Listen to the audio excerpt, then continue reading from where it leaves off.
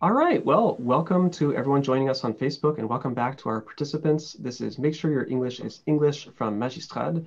We have a brief excerpt today where we're going to talk about one of the key hallmarks to make sure your English is natural and idiomatic, which is binomials.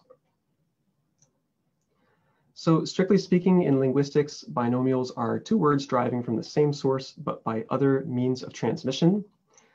In other words, you can have words that have a common ancestor but grow apart over time, such as guarantee and warranty, which don't mean quite the same thing, abbreviate and abridge, costume, and custom.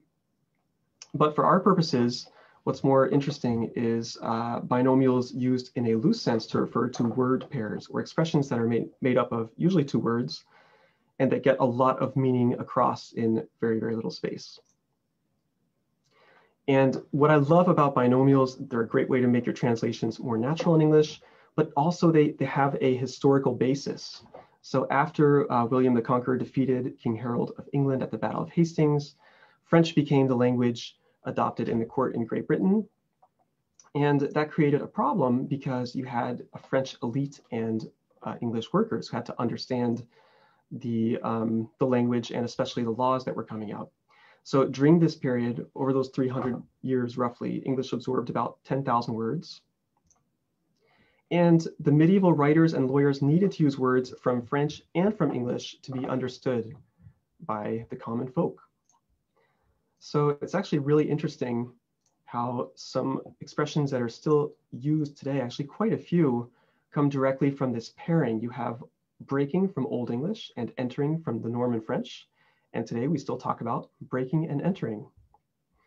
We have goods from Old English and chattels from Norman French, and goods and chattels used in legal writing still to this day. And there are so many more doublets. I have a list right here next to me: lands and tenements, give and grant, keep and maintain. And there are all kinds of derivatives and other expressions that are related. So pairing became very popular during that period, and it continues to this day. So one thing I'd like to do is ask you to take a second and see if you can think of a few of these. So just to get you started, I might say any and all first and foremost. So go ahead, get out a pen and paper and jot down a few binomials, see what you come up with. And I've given you a few potential sources. It could come from legal writing, administrative writing, politics, finance, or even a professional field like insurance.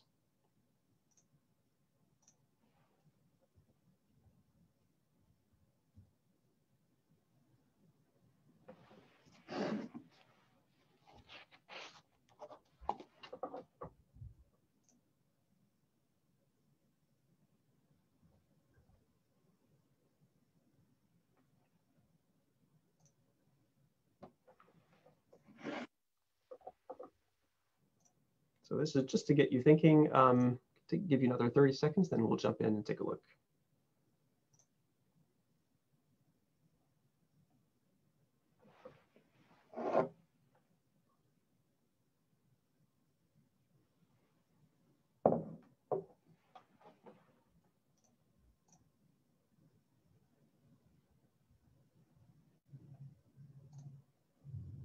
Alrighty, let's see what you came up with. So in terms of legal doublets, I have a few here we can do together, but first I'd love to hear from you. What did you come up with? I found a cease and desist, null and void, Cease and desist. Mm-hmm. aid and abetting, I think. Absolutely, aid and abet, yeah. Terms and conditions, I see that in the chat. I think I was influenced by the preposition talk we had this morning. So I was thinking of ups and downs, ins and outs, over and above, up and away. Absolutely, those are all good ones. Yeah, the ins and outs, that's something you can absolutely use in an administrative text. Certainly, and I'll give you a few here. Maybe we can fill this out together. So help me out. Of sound mind and maybe you've never heard this one before. There are two. There's of sound mind and body, and of sound mind and memory. So you'll see this in wills, for example. Someone's last will and testament. Fit and proper.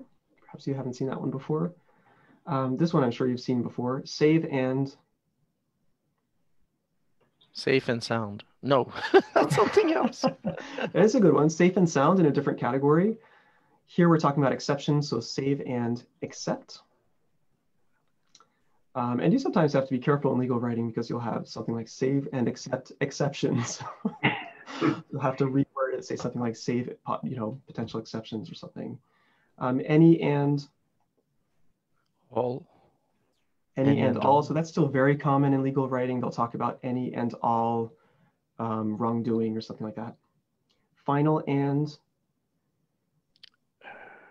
Is it binding? Final and binding, I'm not sure. You could look that one up, maybe. I'm just not familiar with it. I was thinking of final and conclusive. You'll still see final and conclusive. How about full force and... Say this document enters into full force and effect. Yeah. And you could say this copy is certified true and... Conform, no? Is it correct? You have the right idea, true and correct. So this is something that's still used on official documents today. And so let's move on now to some administrative doublets. First and... Almost. Foremost. You could say a case is open and... Open and Shut. closed. Open and shut. Isn't that a nice solution? You might think to use that when they're talking about, in French, about le cas n'avait pas de particularité, on a su résoudre l'affaire rapidement, or something like that. Open and shut case. So we have a nice expression, a nice image there. Search every nook and? Cranny. Cranny. Cranny. Does anyone know the difference between a nook and a cranny? No. I don't either. This is just the way that English works. Nobody knows, but it's part of how English has developed, and there's a historical basis. Use it or? Lose it. Lose it. Feast or? Fast. Famine.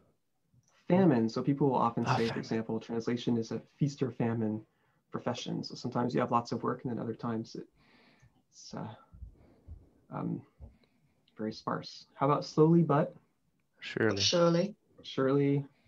How about if you're thinking about your car, you have to be careful about the wear and Wear and tear. Tear. wear and tear.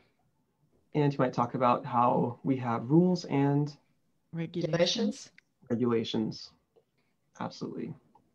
How about some political doublets? Foreign and? You could say all enemies foreign and Domestic.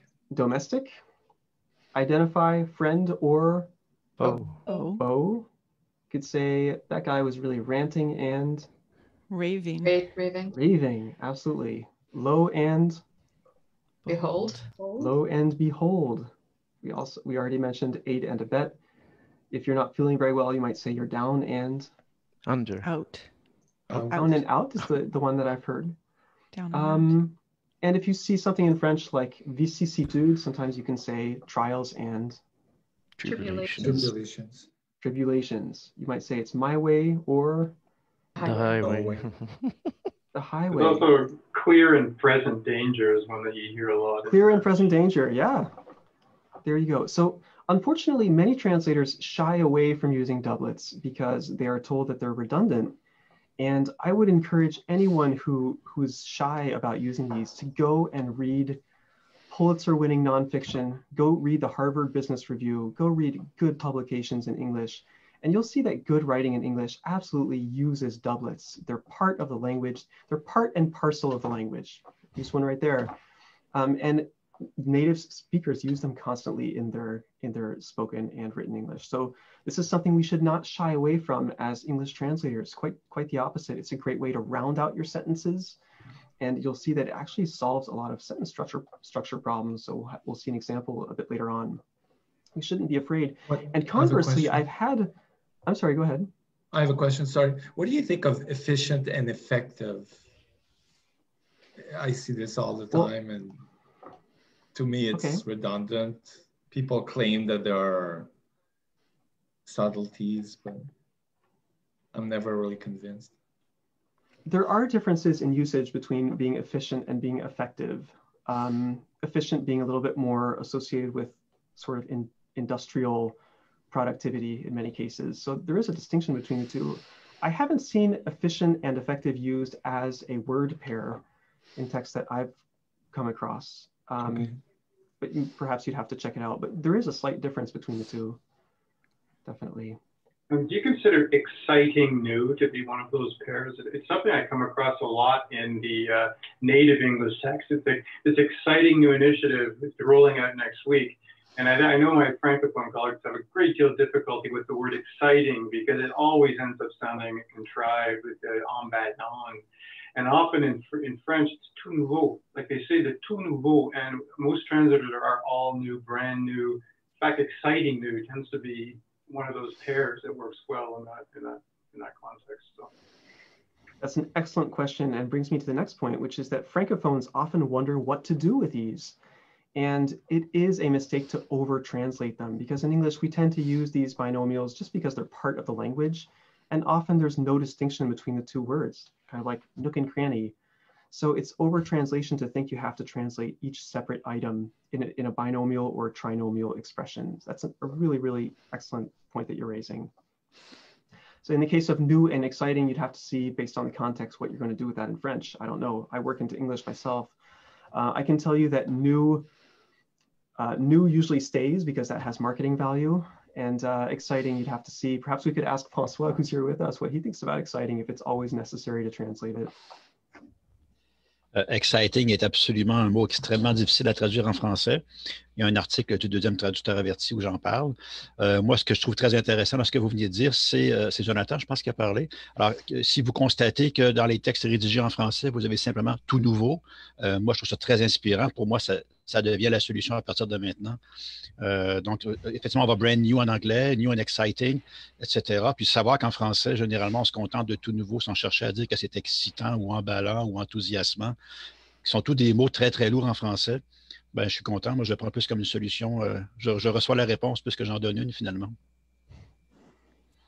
That's fantastic. It's great to have you here and get that input. I would add that the thing to keep in mind with all pragmatic texts, including advertising, you're trying to achieve equivalent effects. So if you're getting a little bit more punch in English with the new and exciting, like François said, you're going to want to find some way to do it, but a way that's going to be idiomatic in French. But the key point, I think, for our purposes is that these doublets are part of English and we should not avoid them in English because they are used in good writing and they're useful in terms of rounding out sentences. And in French, of course, you have to be careful not to over-translate them because you might be tempted to separately translate each idea. It's going to end up creating something strange. So there are so many of these. We could look to finance. There are many great examples from the world of finance. How about wax and wane? Wax and wane. You could even use this with animals. You could say the wax and wane of caribou populations. Tried and Tested. I've heard that too, tried and tested. There's also tried and true. Mix and match. Mix and match. This one is useful sometimes when you see the word hétérogène in French. They'll say un ensemble hétérogène de, and it sounds really complicated. And they simply mean, you know, sometimes it's a hodgepodge of things or a mix and match, or you're going to mix and match things. You could say maybe administrative translation is your bread and Butter. Bread and butter. You could say you have a business that's brick and Mortar. Brick and mortar. So having a physical place of work. Improving by leaps and Bounds. bounds. How about making money hand over Heel. Foot. Oh. hand over fist? A fist. So it actually turns out this comes from maritime language, and the sailors would have to hoist the anchor, and they had to work really quickly, and it became an expression, especially used in connection with money. Hand over fist. It's kind of a fun one. And dollars and Cents. cents. Perhaps pounds for our British participant. Here in North America, Dollars to cents. donuts. Dollars to donuts. We could add that one too. Tried and true is great, by the way, because it's often a good way to do that valeur sûre, which comes up so much. Oh, isn't that nice? For valeur sûre. Oui, de mon côté, du côté de brick and mortar, dans un de mes cours, j'ai traduit ça par le parc immobilier. Il y avait un texte en anglais qui parlait de investing in the brick and mortar of educational institutions. Donc, j'avais traduit ça par investir dans le parc immobilier des établissements d'enseignement. C'est un excellent exemple du français qui est très abstrait. Le parc immobilier, c'est très abstrait. Et puis, les briques et le mortier, c'est extrêmement concret en anglais. Wow, thank you for sharing that. That's really helpful. And it's especially interesting because I sometimes see parc and it drives me crazy. And, you know, I've seen like parc informatique and things like that. In English, I just want to say computers. We need more computers. So yeah, that's a really great example. Here are some of my all-time favorite word pairs that I will use in my translations. I like neat and tidy. I stole this from another translator. I was revising her work, and in French, it was le préposé assure le ménage du local, assure le ménage du local, and she rendered it as keep the premises neat and tidy. And I thought, what a nice translation. If you were not translating, but just writing in English, that's what you would say, isn't it? You wouldn't say something like, you know, the responsible person maintains the area. It's not very English. So some of my all-time favorites, over and above, each and every, comings and goings. Sometimes I'll have to translate les accès. And instead of talking about, you know, access or access points or checkpoints, you can just say monitor comings and goings. Part and parcel, pure and simple, thick and thin, touch and go. Say things are touch and go during the pandemic. Wait and see, adopting a wait and see approach. Very idiomatic in English. So we don't see translators use these very often, and it's too bad. I think it's a shame. We shouldn't shy away from them. They're part of the language. There's a historical basis, and they sound really nice. You get a lot of meaning across in few words too. Sometimes you can translate a whole string of text in French using one of these word pairs. Neither here nor there, now and then. What else do I have here? Bright and early, take it or leave it, pick and choose. I taught this to my 4-year-old son and use it all the time now. So I'll say, okay, Timothée, it's time to choose your book to read tonight. He'll say, I'm gonna pick and choose, pick and choose. Good job with your binomials tonight. So I have a lot of fun with these. Shock and awe is another good one, used in politics quite a lot. And you can also have fun with binomials and other expressions that are based on alliteration. So just for fun, we can see if we can find the missing word here. Black and blue. Blue. So if you've gone through a tough experience, you could say I was beaten black and blue. Information is coming in dribs and drabs.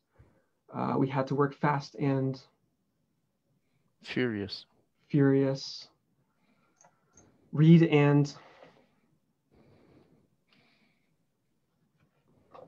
so in school we teach kids to read and write. Right. Read and write. It was a case of do or die. In the pharmaceutical sector, they'll talk about signs and symptoms. I'm not sure there's an actual real life distinction between the two. I guess we'd have to call on an expert to find out, but they tend to be used together. Live and let live. Live or live and learn. It could be live and let die if you want to quote the song. Live and learn. Absolutely. Live and learn is another good one. Pillar to post. Pillar to post is another good one. And safe and sound. I think someone mentioned that one earlier. And let's wrap up with a few trinomials. So sometimes you can put 3 words together. And again, don't be afraid to use these. You could say, I bought the story hook. Line and sinker. Line and sinker, yes. As a teacher, to find teaching material, I beg. Beg, borrow, and something else. And something, yep. Beg, borrow, and steal. Absolutely. So again, if you were translating in French, you wouldn't necessarily need to translate each word separately. You know, if you worked really hard on a project, you could say, I put blood, sweat and tears. Sweat and tears into it. Stop, drop, and roll is another classic. The 3 subjects you're supposed to learn in school: reading, writing and arithmetic. Writing and arithmetic, absolutely. Careful that you don't get too much power. You'll become the judge. It's jury and executioner. Jury and executioner. Oh, did I skip one? I skipped one. Way, shape, or form was the one I skipped. And I could say, get it done, no ifs. Ands or buts. Ands or buts, absolutely. Lock, stock, and barrel. Oh, isn't that nice? Lock, Or stock, if you and like barrel. film, Yes. Lock, Stock, and Two Smoking Barrels, if you like the film. I like that intensifier, 2 smoking barrels. So what I'd like to do, I'd like to give you an exercise now, and I would encourage you to try and see if you can find a word pair, or perhaps a trinomial, you never know. I'll be really impressed if you can find a trinomial. See if you can use a word pair somewhere in this text. Could I have one of our francophones read this text so you won't have my awful French accent? Vous voyez, cette pandémie n'apporte pas que du négatif. Nous prenons enfin le temps, nous en accordons plus à notre famille, nous prenons plus de nouvelles des gens qui sont loin de nos yeux, mais près de notre cœur, et nous prenons le temps de donner au suivant. Clients, partenaires, entreprises de la région, sachez que je pense à vous. Nous saurons nous relever en orientant notre regard sur ces petites victoires qui donnent un peu de couleur à cette période plus sombre. All right, and to put you into context, this is a text written by the president of a communications agency. And it was a message that was going out to all of their clients. So very, very important. And this was the last paragraph here, client, partenaire, entreprise. So it's really important to find the right touch because they're kind of telling people, hey, we're still here, we're open for business, we're keeping our chins up in this difficult time. And so we're trying to get all of that across. See if you can find a way to use a word pair somewhere in your translation. I'll give you maybe 5 minutes to work on this. So again, you don't need to write out a complete translation, but work on both paragraphs and see if you can find places where you can use a word pair or another lexical hallmark that we discussed this morning. I'll give you a few minutes.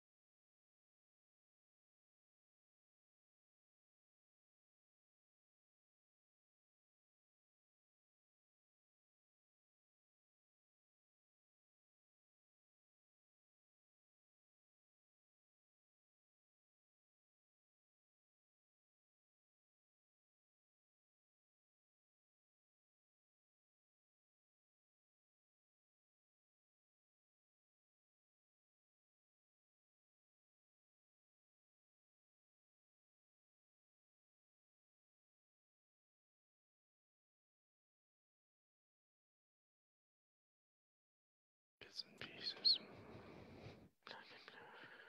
Drips and drabs. Do or die.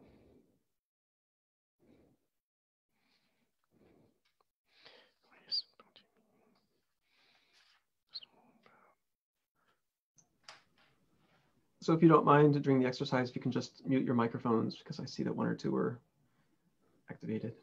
Thank you.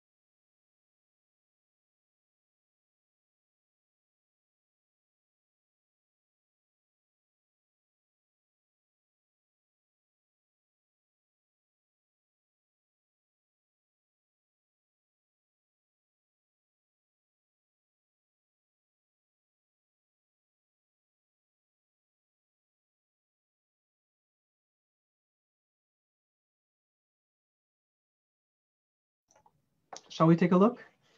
Even if you don't have a complete translation, doesn't matter. Just want to get you thinking in different directions. So this was a very important text because it came out relatively early on in the pandemic. I think it was around April. And the company president really wanted to reassure clients and find a way to tell them that the company, they're kind of keeping sight of their goals, and they're on task, and they're still there for people. It was important to find a nice way to get this all across, have just a nice tone, as well as an accurate message. So I'd love to hear from you. Did you find any place here you could use a lexical hallmark, whether it's word pairs or something else? Well, look off the very top, not all doom and gloom. That's the first thing that came to mind. I'm sorry, could you repeat it? I couldn't quite hear you. Sorry, the first thing is not all doom and gloom is the first thing that came to mind. Doom and gloom. Yes, it's not all doom and gloom. Isn't that nice? Isn't that how someone might say this if they were writing this text instead of translating in English? Doom and gloom, yes. Other good solutions. I see we have another participant who wrote, it's not all sunshine and daisies. That could be an interesting solution if you find a way to work it in there. Sometimes it has a bit of a negative connotation, so you'll have to see where you use it. It's an interesting idea, though. For the families, I put for those near and dear to us. Near and dear to us. Isn't that nice? Absolutely, near and dear. I said something like, we're now taking the time to reach out to family and friends near and far. Very nice. So several nice things there. So reach out to, nice phrasal verb, and near and far, you have kind of a loose word pairing that has a nice ring to it. So very nice job with that. Things that matter is also one of those expressions that was often not suggested by the French. You know, we're taking time for the things that matter to us. You know, very nice. We're taking the time for the things that matter. Very, very nice. Good thinking. And how about in this second part, I'm especially interested in « Nous saurons nous relever en orientant notre regard sur ces petites victoires qui donnent un peu de couleur à cette période plus sombre ».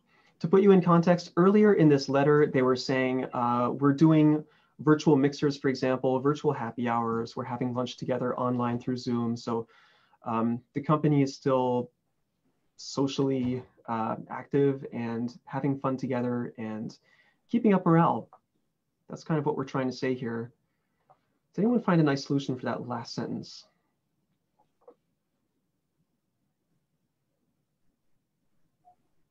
I used light and life. Okay, light and life, interesting. Well, just for nous saurons nous relever, it might be good. We'll get through this together by that type of instruction. Very nice. So another phrasal verb, get through something together. Yeah. That would absolutely be fitting here. You could even think about maybe some more concrete expressions. Is there anything that you see physically that might perhaps inspire you or give you hope in a difficult time? Once you start thinking about these hallmarks, you'll see they'll start jumping out at you. It's really fun. You mean the light at the end of the tunnel? Yeah, that's it. Yeah. Light at the end of the tunnel, beautifully done. You could also talk about the silver lining. You could have a lot of fun with silver lining here. And end the message on a positive note. So I'll go ahead and show you how I ended up translating this. And this is not necessarily the be-all, end-all translation, but you can see how I work hallmarks into the text that I hand in. Clearly, the impacts of this pandemic are not all bad. We are finally taking the time to be with our families, the time to stay in closer touch with those who are out of sight but close to our hearts, and the time to give back to others. So I have a few phrasal verbs there and a few concrete expressions. Clients, partners, and regional businesses know that you are in my thoughts. These small but colorful victories are a source of strength and inspiration, helping us get through a gloomy and challenging time. So I'm using these loose binomial word pairs, strength and inspiration, gloomy and challenging, as a way to round out the sentence, give it a nice ring, and kind of bring a sense of completion, a flourish at the end of the message. And this is something you can do once you start looking for opportunities to use these binomial expressions. So here we have kind of a parallel structure, strength, inspiration, gloomy and challenging. But I'll tell you, once you start thinking about word pairs, you can come up with some really neat solutions that you wouldn't have thought of otherwise. I really like what I heard earlier about gloom and doom, light at the end of the tunnel. Those are all the kinds of things you want to start gravitating toward as you start incorporating these hallmarks into your writing. Do you have any questions or comments? And you can play around, like I just thought of, Go ahead. sorry, I just thought of out of sight, but never out of mind. Out of sight, but not out of mind. Isn't that nice? A nice idiomatic expression there. Yes, absolutely. And a couple of last things to point out here. Notice I have an M dash for a little bit of punch here, the time to be with our families. And I follow that up with hammering home the point about the time. So I'm using repetition as a rhetorical device here, the time to be with, the time to stay close, the time. And generally, my rule of thumb, I try to use about 1 M dash per page in English, because otherwise I love M dashes so much, I will get carried away with them and become Mr. M dash. And at one point early on when I was starting out in translation, I was just using them all over the place. It was getting out of hand, out of control. So I've calmed down, and my general rule of thumb is 1 M dash per page. I find they're frequently helpful, but you don't want to overuse them either. Yeah, and just to add to that, in French, they often go heavy on the colons all the time, and I think it's better to often translate a colon using an N dash. In many cases, yes. Yes, or you can eliminate it altogether and reword your sentence. Yeah. Absolutely, it's very common in French. Even in titles, you know, titles for workshops, they'll often have, you know, I don't know, l'intégrité en affaires, 2 points, 3 manières, whatever. And that's fine in French. And it works in English, but you don't want to overuse it. We should use those things sparingly. So you can often kind of reword things. One final thing I want to mention in this example before we wrap up our Facebook Live.